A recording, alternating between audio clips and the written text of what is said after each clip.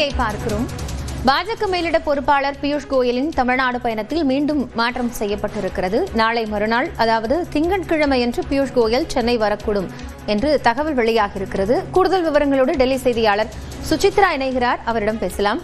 சுசித்ரா, அப்போ பாஜக மாநில தலைவர் நயினார் நாகேந்திரனும் நாளை இரவு அல்லது திங்கட்கிழமை காலையிலோ பியூஷ் கோயல் வரக்கூடும் அப்படின்னு சொல்லப்பட்டிருந்தது. 4 நாட்கள் தான் அந்த தொகுதி பங்கீடுக்கான காலம்னு எடப்பாடி பழனிசாமி சொல்லியிருந்தாரு. இப்போ இந்த மாற்றங்கள் ஏன்?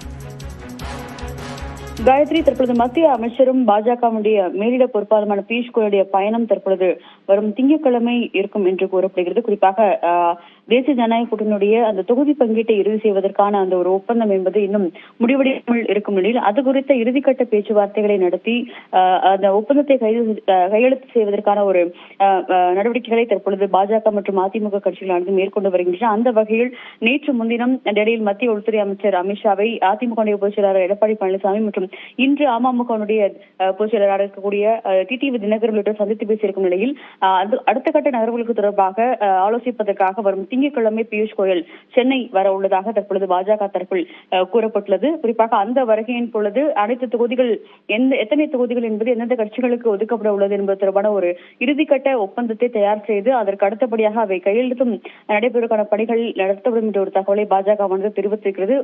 இன்று நடைபெற்ற அந்த ஆலோசனை பொறுத்தளவில் ஏற்கனவே பியூஷ் கோயல் தலைமையிலும் பல்வேறு கட்ட ஆலோசனைகளை தமிழ்நாடு பாஜக கடந்த வாரங்களில் நடத்திய நிலையில்தான் அந்த தொடர்பான கட்சிகளுடைய நிலைப்பாடு என்னென்ன எவ்வளவு தொகுதிகளை அவர்கள் எதிர்பார்க்கிறார்கள் என்பது தொடர்பான தகவல்களையும் அவர்கள் தலைவர்கள் மற்றும் பாஜகவுடைய மேலிட பொறுப்பாளர் பியூஷ் கோயல் மத்திய உள்துறை அமைச்சருக்கு எடுத்துரைத்ததாகும்.